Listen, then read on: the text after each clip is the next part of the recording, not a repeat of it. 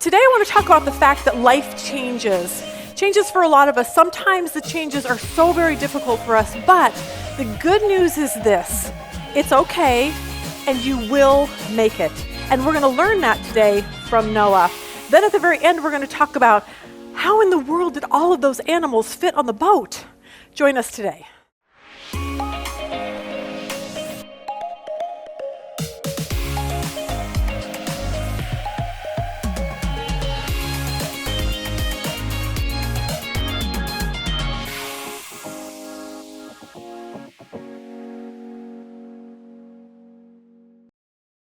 All right, good morning. Welcome to those of you that are here. We are in the middle of our Genesis series, and today what I want to do is I want to talk about windows, okay? And we're going to learn this from Noah's Ark. We were laughing at Noah's Ark today. It's kind of pathetic, and it's the second week that we've used it, and it's kind of falling apart, and I think God probably would have been like, serious, Noah, do you not know how to make an ark? Because it's all toppled, but you'll get the picture. Today we're going to talk about windows, and we wanted to prop it up so you can kind of see what that might look like back then. Because I want us to learn about windows in light of the things that we're going through in our life, the really, really difficult times that come into our life. Now, last week we ended with the instructions that God gave Noah to build the ark. Here it is, Genesis 6:15. This is how you're to build it. The ark is to be 450 long, 75 feet wide, and 45 feet high. We talked last week about the ark was really like this floating big box. So I want to pick up the story here, Genesis 6:16. It says, "You shall make a window for the ark, and you shall finish it to a cubit from above." Now, last week we learned that a cubit was about 18 inches, so, not very big.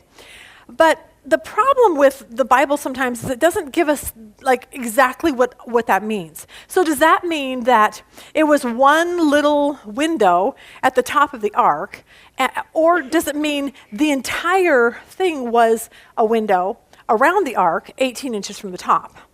Now, that kind of makes a little bit more sense to me, because then that would give them a little more ventilation, a little bit more light, but nobody really knows. I mean, this is it. You shall make a window for the ark, and you shall finish it a cubit. And so you're like, I don't really know. So let's go on and finish that. He says, you shall finish it to a cubit from above, and set the door of the ark on its side, and you shall make it with lower, second, and third decks. So that's pretty much what we know that looks like on the inside of the ark. Now, if the windows are like it is here, where the windows are all the way around the entire ark, then it would make sense that it would light at least the top floor, if that's how it all set up. And I just think that just makes the most sense. But even if it's just one small window, then it doesn't really matter. So here's what we needed to learn today. If Noah wanted to look out, he would have to look up. Think about that. He makes the ark, and this ark is huge, but there's no windows below. The only windows we're told about are the ones that are 18 inches from the top. So I would think there'd be hundreds of windows around here, but there's not. There's just that one way up top. Whether it's one continuous one, I don't really know. But I think in a sense, I think God was really gracious to do it this way, because once that ark door is closed, I think there's just complete chaos outside if, in fact, there was a window. And I think God was so gracious that he told Noah, Noah, I don't want you to see that. And so I'm going to make sure the windows are really, really high so that you're not able to look at all the chaos and the craziness that's around you. Because people would be running to the ark and screaming and banging on the doors. I mean, imagine what that would look like. And I think, what would Noah feel like if he had to look directly to his neighbors that are screaming at him through the window, let me in, let me in. And God didn't let that happen. Everything was solid except windows that were way, way up top. I just don't think God wanted him to see, or his family to see, all the crazy destruction. Many years ago, we watched a movie called War of the Worlds. And the only thing I can remember from this stupid movie was this scene where this little girl is standing there and she's watching all of these dead bodies floating down the river. I mean, that's just my one visual of the entire movie. But I think that's what Noah would have seen. Over and over and over, if there were windows that were not way, way up high. So having the window up high teaches us this, that, if I could do this, Noah's focus would have to be upward and not outward. Now, God didn't want him to focus on what was going on out there, the storm, the rain, the water that was rising. A.W. Pink says this about the window. Noah and his companions were not to be looking down on the scene of destruction beneath and around them, but up towards the living God. Now, I wanted to share with you what happened to us over, it was probably a month or so ago, and we had to learn this in a really big way. We had to learn that we could not look around at what was going on us, but we had to literally look up and focus on God, which is what the ark, I think, tells us and shows us. One of our sons, Micah, he and his wife, Shayla, we have the 3 grandkids. If you have our Christmas card, you'll see them in there. You'll know which one he is. Micah got sick. And he had this like really, really high fever, and he just everything, just headaches, everything was just not feeling really good. So about 4 or 5 days later, he started feeling better. So we were like, okay, that's it was just a stupid flu. His wife then gets it, okay, and then she starts getting better. We see Mike at a soccer game that Saturday. He seems fine. Thursday, we get a call from one of our kids, said, Mom, Mike is on his way to the hospital. I'm like, for what? Like, what is going on here? And he said, I don't know, he was throwing up this morning, his fever's so high, he's like everything in his life is just horrible right now. So he went to the hospital. So he goes there and they do a spinal tap on him, and they realize that he has spinal meningitis. And Micah and Shayla were terrified because one of Micah's friends, who was Micah's age, literally died of bacterial meningitis like 2 years before. And so this was kind of a really big thing, and they didn't really know what to do, so they started running all of these tests. And they found out, of course, what we know in Arizona is happening, is that he and Shayla were both bit by a mosquito. They both had West Nile virus, but some people, like most people, if you get West Nile, most people don't even know it. Like it's really just, you have like a little flu-like symptoms or whatever. But out of every 150 people get a severe, severe illness.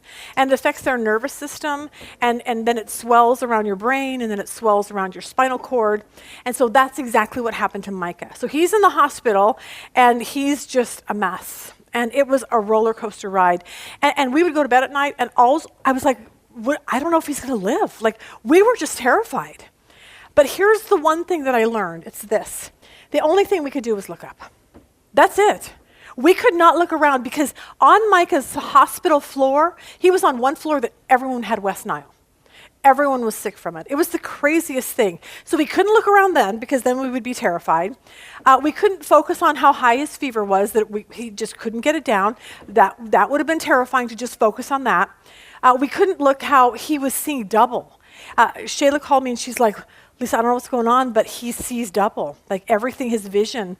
And I started laughing and I said, that is Micah's worst nightmare. He now has 2 wives and 6 children. And I'm like, yeah, he's hating his life right now, okay? But the thing is that we had to continually focus upwards. And we had to say, God, you know what's going on. You know his body. You're the only one that can heal him. You're the great healer. We're trusting you. It's all about you, God. And we had to focus upward because remember, if we started looking around at what was going on, then we would be really, really scared. So after a couple days, after all the testing, they realized it was the viral meningitis, not bacterial, so that was a good thing. But they send you home. There's nothing they can do for it. You just have to deal with all the pain of the headaches and all that stuff. So they get home, he has 102.5 temperature, and Shayla's putting ice packs all over him because she says at 103 he has to go back to the hospital. And all he could do was sleep, and all we could do was pray. That's all. We could just pray. And I think we had to learn from this that bad things happen in our lives. It just does. But where are we going to focus? Are we going to focus up outside the window, like the ark, like Noah had to do, like, okay, God, I'm focusing on you? Or are we going to focus on the circumstances that we see around us? The next morning, I picked up Costigan's book, More Than a Healer. He was sharing in his book about a friend of his, Mark and Chelsea. And Mark and Chelsea were totally passionate about Jesus and totally passionate about hockey. And Chelsea was pregnant. And so they made this little hockey shirt for her name was Jocelyn Grace. And they were so excited they put a little bling on it, a little hockey shirt for her. But Jocelyn would never wear the New Jersey because she would never live to actually wear it. They realized early on that there was a lot of things wrong with this baby and that she was not going to make it. But Chelsea carried Jocelyn for 38 weeks, knowing that this child was not going to live. And she had lots of morning sickness. She was just kind of a mess. But here's what Mark and Chelsea said. They said it was the best and worst 38 weeks of their entire life. They said the reason why is because they were in such despair, but then on the other hand, they had so much joy. Because they felt so incredibly weak, and yet they watched how God strengthened their marriage, how God strengthened their faith, everything. Mark said this. He said, to be consumed with all the what-ifs and worries, and then to be able to turn to the Bible and renew our minds with His truth brought such joy, peace, and understanding. It would be so painfully beautiful, and still is. He said, we'd be lying if we said our hearts aren't broken. Every time we see other parents enjoying their children, it's a stinging reminder of our sweet Jocelyn. It's so very hard to express our pain, especially to friends who may not understand that our grieving process takes time, sometimes much longer than we ever expected. We know what the Bible says, and it brings us hope and peace, but sometimes it takes a little longer than we'd like for the message to mend our hearts. But this is what they said, and that we talk about this all the time. But God. He said, but God. He said, these two words have become a life raft we cling to when the waters of pain are so deep we cannot swim. His grace is sufficient in our greatest times of weakness. That is a promise we hold on to each day. So, I read that, and after I read that, Shayla texted me, and she said this. She goes, Lisa, what if? What if Micah goes blind? Because what they found out is that, I guess when your brain swells like that, the swelling was sitting on his optic nerve, and so they weren't sure if he would go blind or he would get better. They really just didn't know. And she was just terrified. She's like, what am I going to do with 3 kids and a blind husband right now? I don't know how I could ever do that. And I told her, I said, Shayla, here's what we need to do. We have to focus on but God. But God. But God is in this. None of this is lost on God. And studying Genesis reminded me that none of us are going to escape this life pain-free, hurt-free. But here is what I know. And this is the good, positive news of everything. No matter what happens, you will make it. You will. Chelsea and Mark made it. Shayla and Micah made it. You will make it. The difference is this. Life may look different than you'd expected. But you will make it, and God will do something amazing with it. That's just the truth of the matter. And when we can start focusing upward and focusing on what God has promised us, especially in our Romans 8:28, we know that all things work together for good for those who love God. That is a promise that no matter what bad stuff we go to, that God says, I am going to work it all out together for good. And that doesn't mean that your job loss or your stillborn child or the death of someone or pain. Those are not good things. But as a follower of Jesus, we're called according to His purpose, and He promises that He is going to take the bad and turn it into good. And for some of you, it might be this. That might mean you have a ministry of comforting others. Now, you're like, I'm sorry, I don't want that ministry, okay? And I get that. I don't want the ministry of having to comfort others. But remember this, when you and I become a follower of Jesus, we have just surrendered our life to Him to say, God, what do you want? I'll go wherever you want, do whatever you want me to do. And some of you, that's what's going to happen. I'm sure Paul did not like the ministry of being stuck in a prison. I bet Peter didn't like the ministry of being flogged. I bet John didn't like the ministry of his brother James being the first murdered disciple. But then I look at their lives and I think, all we do is open the Bible. And we say, oh my gosh, the lessons that we learned from these guys thousands and thousands of years later, they're still ministering to us through the bad stuff that they went through. And imagine that if you and I can do that with the people around us. Look at 2 Corinthians 1. Praise be to the God and Father of our Lord Jesus Christ, the Father of compassion and the God of all comfort. What? Who comforts us in our troubles so that we can comfort those in any trouble with the comfort we ourselves have received from God. So it's like God comforts us in our trouble, and then we turn around and comfort others. I was talking to a lady in here a couple weeks ago, and we were talking about grief. And she said, Lisa, I lost my husband, my daughter, and my mom, all in a matter of 2 years. She said, everything in my life shattered except for my faith. And I was so proud of her, because so often bad things like that happen and we're just like throw our hands up and we give up on God and we're just so done with this God thing. But you know what she was doing? When I was talking to her, she was helping me figure out how to help another friend of mine who had lost her husband. And this woman was grieving, and this woman was explaining to me, what you can do to get past grief. And I was like, oh my gosh. She took her bad things that happened in her life, and she's letting God use her. And I think that's just brilliant. But I think it happens when, like she and Chelsea and Mark and what we had to do when we started looking up and we started looking through the window to God, because we're not supposed to focus on the storm. We're just not. Because when we focus on the storm, we become depressed, we become miserable, we become angry at God, so we got to turn that around and start looking up out the window. And see, I think the same went for Noah. God did not want Noah to focus on the storm. He just didn't. Imagine what his life was like. The water's rising, the boat's rocking. I wonder if he was fearful, like, oh my gosh, are we going to tip over and drown? Like, what's going to happen when we get off of this ark? Like, are we going to make it? Like, what's the world going to look like? But instead, I love this. They could only look up and focus on God. That's where they landed. That's all they could do. God, we're trusting you that we don't tip over and drown. God, we're trusting you that you're going to lead us to begin again the right way when we get off the ark. God, we're focused on you. But here's the problem, and I say this all the time. If we don't know God and we don't know his word, we're going to fear and we're going to panic. That's just the way it is.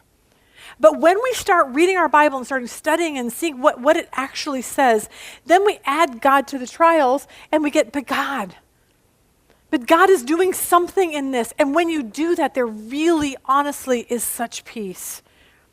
But we're only going to get that way, like you said, if you're in the Word daily and you're really studying to figure out who God is. Here's what we realize, and we've seen it all through a lot of the things that we study, but even in Noah so far, or even Genesis so far, that life is not always going to go the way we want it. That's the one thing that the Bible always teaches us. We saw Noah going through 120 years of trying to build this boat, but he lived in a wicked, evil generation. I mean, there's no change there with us. We see in the Bible when you read about King David, like he had loss, he had heartache in his life. That's just part of life. We see Joseph hurt and abandonment from his brothers. And you're just like, that's just life. We read about Naomi, she's bitter and angry. We see Hannah, she's just sad because she can't have a baby. We see the dysfunction in Jacob's family. And that's why I love the Bible, because you read it and you go, oh my gosh, they're just like us. But what they learned that we can learn from them is they started focusing upward. And that's what changed their life. And what we learn from them is no matter what happens, you will make it. That's the greatest news of all. And I really think it's because they learned to focus on God and on his purposes on this earth. I realize that if they can focus upwards, then so can we. So how do we do it? Well, Romans tells us, do not conform any longer to the patterns of this world. See, the world wants you to fear. The world wants you to be afraid and to panic and to drink too much and to take too many drugs and do all those things because that's just what the world says to do.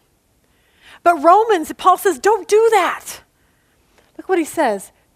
The Bible, the rest of it says, do not be transformed, but be transformed by the renewing of your mind. Okay? So, here's what we do. Renew your mind. You renew your mind with the truths of God. That means you open up the Bible and you say, what does God say about this? If you're struggling with things, pick up Psalms. Start with Psalms 1 and read it through, and then read it through again and read it through again, because we see how King David feels exactly how you and I do every time a trial comes into our life. And yet, what did he do to get past it? He consistently had to renew his mind and focus it back on God instead of looking at what's around us. But God. Shayla, my daughter-in-law, she texted me when she was at the hospital. She was reading the book of James while Micah was sleeping. And she sends this to me, and she said, Lisa, this is what I'm reading. Consider it pure joy, my brothers, whenever you face trials of many kind, because you know that the testing of your faith develops perseverance. She said, Lisa, I know that God is good, but she said, what's going on in my life right now is not good. She goes, how am I supposed to actually have joy in a trial? I don't know how this is going to come out. I don't know. How am I supposed to be joyful? And the more I thought about it, I thought this. I said, you know why you can be joyful and why I can be joyful and we can as followers of Christ? It's because we know what God says, that he is in control. He's in control. Nothing shocks him. We had a friend of ours that she babysat and she babysat a little baby, and the baby died of SIDS right on her watch. And she calls me and she's just like, did God just turn his back? Oops. And then just like, oh my gosh, I didn't know that just happened. No. Like there's always a reason, always a purpose. And when we get that in our brain, then we can be okay, we can be joyful about it.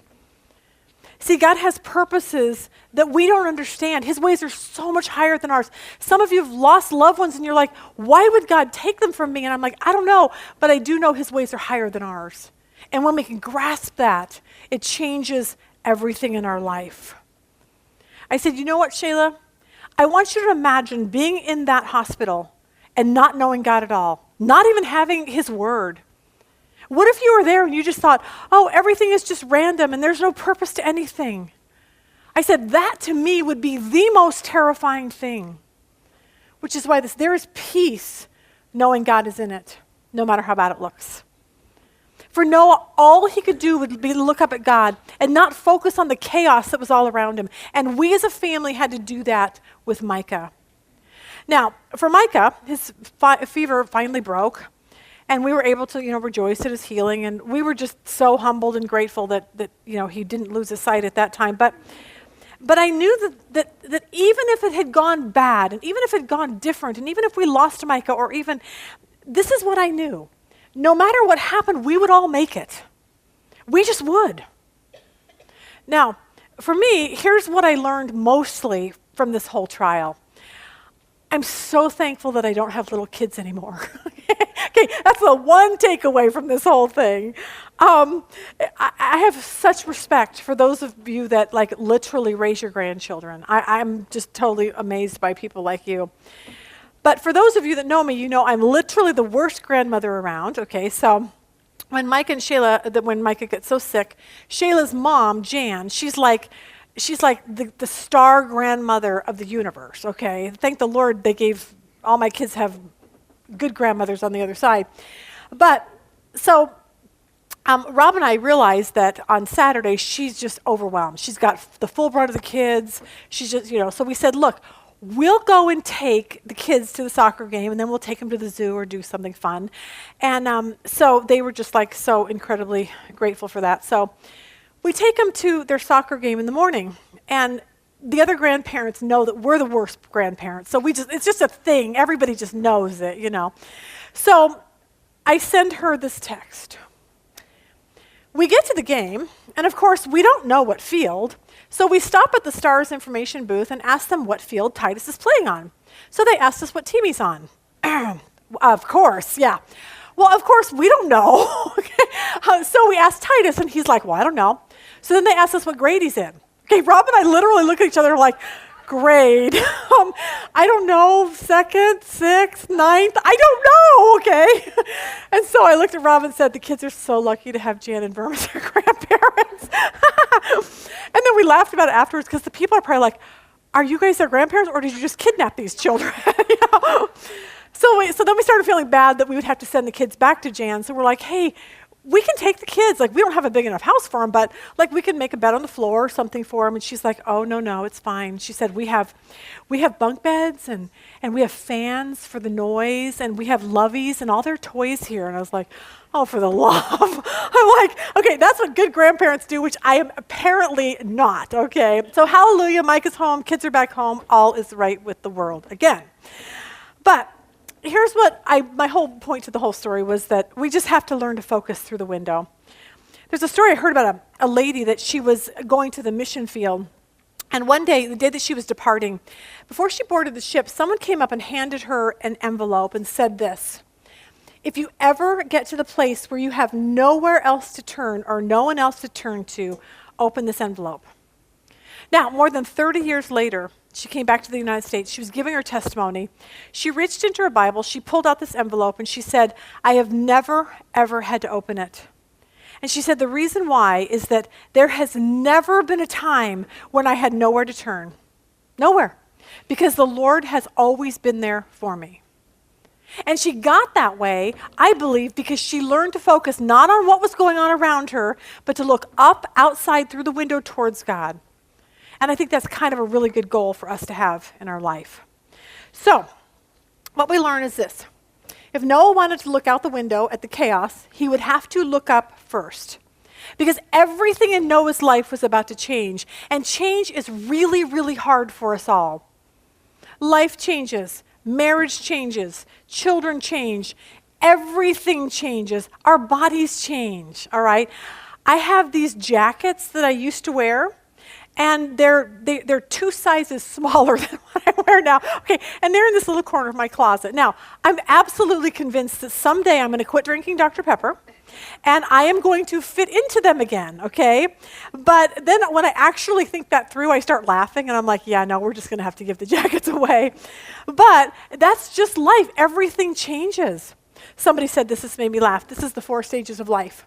Lemonade, Gatorade, Medicaid, hearing aid. And I'm like, yep, that's just so true. But for Noah, I mean, really think about this. Noah's life as he always knew it was now going to be gone. Friends, if he had any, they would be gone. His home would be gone. All the animals that he was used to seeing. We were sitting outside the other night, and all of a sudden we had this mommy deer come up with 3 little babies. Little baby, they were the cutest thing I've ever seen. But it's like Noah would have to go, there's 2 lions. There's not this whole plethora of animals anymore, and they probably ran away from him. And so everything changes. Now he's going to have to learn new things. He's going to start all over, how to build a garden or how to grow a garden, how to build a house. I bet he's pretty good at that. But it's a reminder to us when we see Noah this, sometimes we have to start over just like Noah. This week I heard from 2 different people. One said, my husband is leaving me. He just came in one day and said, I don't want to be married anymore, and he's walking out the door. Her whole world has just turned upside down. The second lady I heard from said this, Lisa, my grandchild just died at birth. Now, my thought was this wife with the husband that left and this family of the baby are going to have to start over. They just are. But they're going to have to get through something they never, ever thought they would have to go through in their life. And some of you are right there. You're like, oh my gosh, something just hit me. I was just in the bathroom with one of the girls, and she said, oh, this girl that we know, she just found out she had cancer. Well, who thinks they're going to have to go through that? It's not like a thought process, but then something hits you, and you're like, oh my gosh. And then I wonder if Noah felt that same way. Because life as he knew it, suddenly when God says, hey, build a boat, I'm wiping out the earth, everything in his life is going to change. But the lesson we learn is this: God is right there with us, leading and guiding us along the way. Good, bad, or ugly, whatever. And when it comes to anything in our life, whether it's divorce or sickness or death or being fired or moving to a new city or changing schools, things that just happen bad in this fallen world that we live at, we've got to learn to add but God. No matter what you're going through right now, I want you to say, I just don't like what's happening to me, and then I want you to say, but God. But God. But God knows what he's doing in our life. But God knows where he's leading us to. Even when our life feels probably how Noah felt. Because for so many people, and you may be one of them, you're going to wake up tomorrow morning and nothing will ever be the same. Nothing. It may be different than it was yesterday. But I want you to know this, and I want you to stand on this. It will be okay. It really will. And you will be okay. I realized this last week. When we first started our Bible study, we had it at Babo's restaurant. And our son Sean was married at that time, and his mother-in-law started coming to Bible study.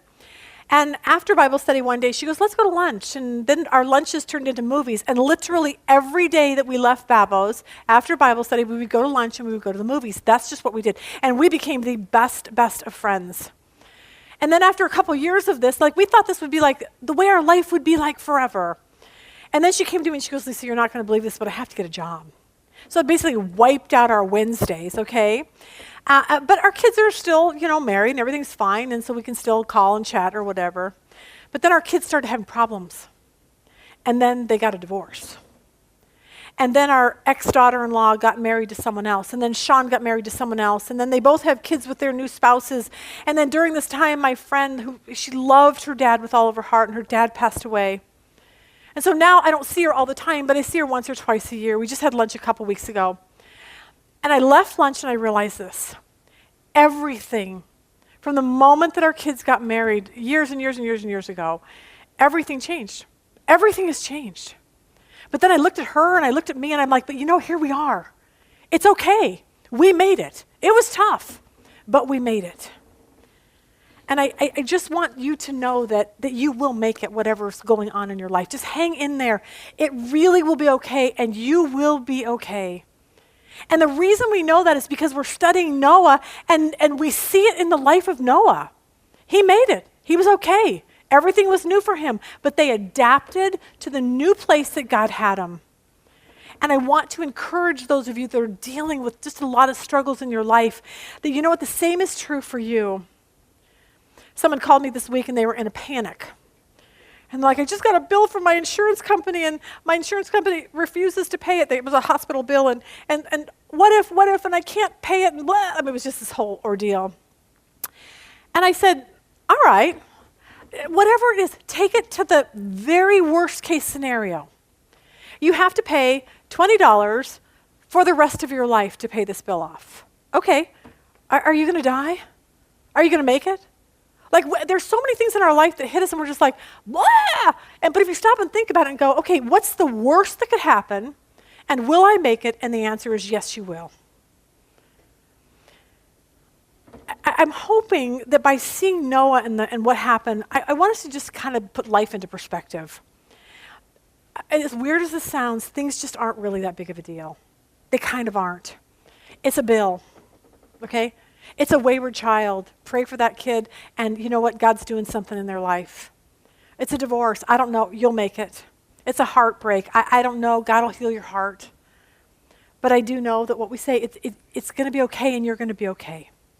But we got to focus up through that window. Because God is the only way that Noah made it through what he did. Let's go to verse 17. Understand that I'm bringing the flood, God tells Noah, flood waters on the earth to destroy every creature under heaven with the breath of life in it. Everything on earth will die, but I will establish my covenant with you, and you will enter the ark with your sons, your wife, and your sons' wives. You're also to bring into the ark 2 of the living creatures, male and female, to keep them alive. 2 of everything, from birds according to their kinds, from livestock according to their kinds, and from the animals that crawl on the ground according to their kinds. And they'll come to you so that you will keep them alive. Take with you every kind of food that's eaten, gather it as food for you and for them. And Noah did this. He did everything that God had commanded him. So I want to end today and talk about the animals really quick, because a big question people will ask is how did all those animals fit on the boat? That just doesn't seem possible. Well, I want you to think about this. This ark is about 101,000 square feet. 570 boxcars would fit into this thing. Dr. Nathaniel T. Jensen wrote this on May 28th, 2016. He said, I guess that's our thing. Here you go. He said, which animals boarded the ark? Did any of them fail to make it? Could millions of animals really have squished themselves in Noah's ship for a year-long voyage in the rough and open seas? Though Genesis 6 and 7 do not enumerate the creatures on the ark with Noah, these chapters give us clues to their silhouettes. Look at verse 20. 2 of everything from the birds according to their kinds.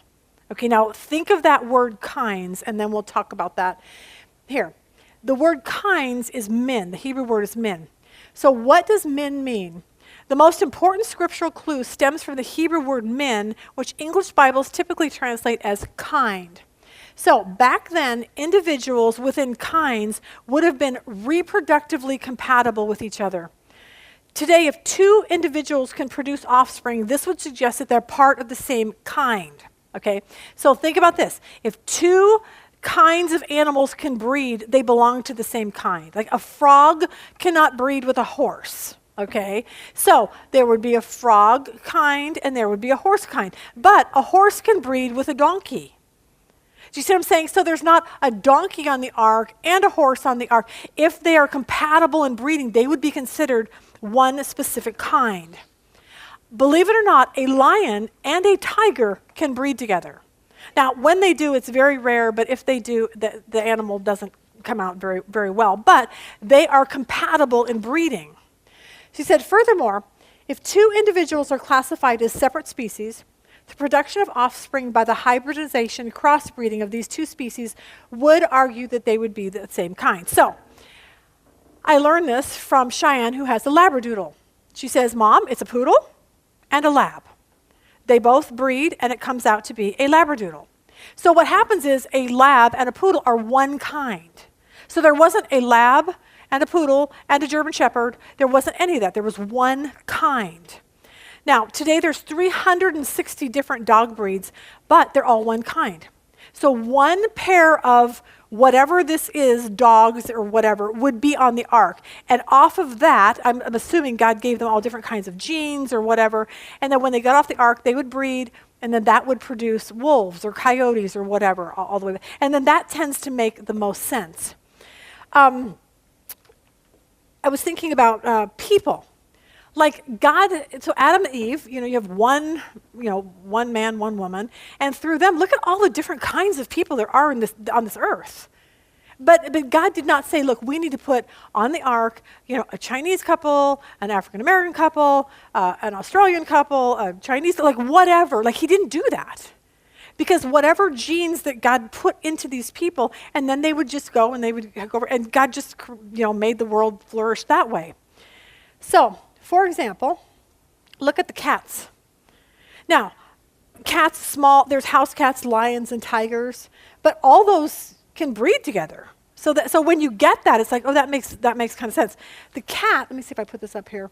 The cat represented on the board of the ark probably didn't look like a mix of every one of these features. Instead, if we identify with features all cats have in common, we begin to form an idea of what the cats on the ark might have looked like. Tigers, lions, leopards, and ocelots were probably not specifically present. Instead, Noah likely took 2 representatives of the cat kind. I thought that was fascinating. I'm like, okay, that just makes so much sense, especially when you look at the word kinds. Noah take the kinds of people, or the kinds of animals. It says, today the number of living mammal, amphibian, reptile, and bird families, including the aquatic ones, is just over 500. This is just for those of you that have really great brains. If 510 families exist in these groups today, this represents just 30% of all that ever lived, and a total of 1,700 mammalian, amphibian, reptilian, and avian families once existed on the earth. The number 1,700 represents an upper estimate of the total number of kinds that Noah took on board the ark. So, I think when we put it in that kind of a scenario, we go, okay, that makes sense. There weren't 2 Great Danes, 2 Chihuahuas, 2 German Shepherds. It kind of gives us this bigger picture of how in the world all of these animals fit onto the ark. Now, for me, I never question how God does stuff like this. Like people say well, how did He fit everything in the ark? I'm like, I have no idea. He's God. So none of that even makes me, I'm just amazed that God did it. And that we have this beautiful animal world because of it. When we took the kids to the zoo, get a load of this picture. Guess who's at the zoo feeding the with the grandkid. There's me, okay? The giraffe. So that's a picture no one will ever see, hardly ever. I'm like, please don't put that out on Facebook to the other kids because they're going to be like, why doesn't Mona Lee ever take us to the zoo? Okay, but anyway, we're feeding a giraffe. And it was the coolest thing because we're walking through the zoo and I kept saying, you guys, look at this animal. Look, how awesome is God? We saw baby giraffes. I've never seen a baby giraffe at all. We came across this, a rare white alligator. Rob was so cute. I go, we're walking along and then we walked out and I go, was that alligator the coolest thing? And he goes, oh, I think it was fake. And I'm like, no, I promise it wasn't fake. I had to come on. I literally had to Google it because I'm like, I can't, but it's at the zoo. It's the coolest thing ever. We saw a turtle with the neck of a snake. And I'm like, where did that come from? But it's all because we had this really awesome God that preserved all of these animals on the ark. And for Noah, we see that life after the flood is going to be completely different, but completely amazing. I think, imagine, he's watching as like the cats suddenly have some babies, and like one's a tiger and one comes out a lion, and then his grandson's like, Grandpa, I want a kitty cat. And then it's the weirdest thing, but you go, okay, that kind of makes sense. But I just want to say this. I think Noah was probably pretty devastated once this flood started hitting because everything in his life is changing. So how I want to tie this in today is this. As devastated as you are, I want you to look at the animals that you see around you, your dog, your cat, whatever it is, and say, you know what? God preserved all of that for us. And because he's that awesome, that, you know, anything that comes in our life, knowing that he's that big, we're going to be okay. And so I want you just to walk out of here today saying this. Don't give up. Don't give up. But I do want you to look up. Look up through these windows and focus on God, and that's when you're going to get the most peace, and that's when you're going to grow the most in your faith. Father, thank you so much for your word. Thank you for the life of Noah. Thank you for a window, because the window is what teaches us something so important about you. God, help each and every one of us as we walk out of here today to say, I am going to look up. This is not good, but I am going to look up to a God that knows exactly what he's doing. God, help us in our life to focus upwards toward you and not inward or outward. God, I pray for each person in here that's dealing with really difficult things, and I pray that their focus will be on you. Thank you for giving us that option. In Jesus' name, amen.